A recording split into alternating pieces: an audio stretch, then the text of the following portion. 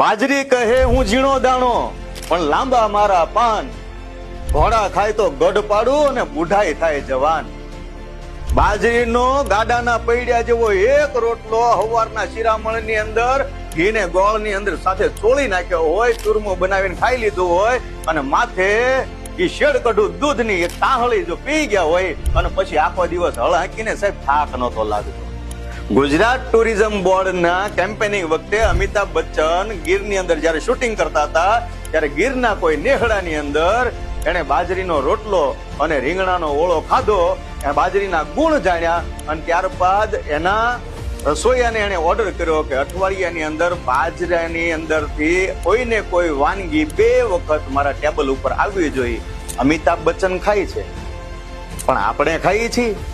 આપણે આપણી મૂળભૂત ખોરાક જે હતો ને એને ધીરે ધીરે વિસરતા રહ્યા છીએ અને બાજરાના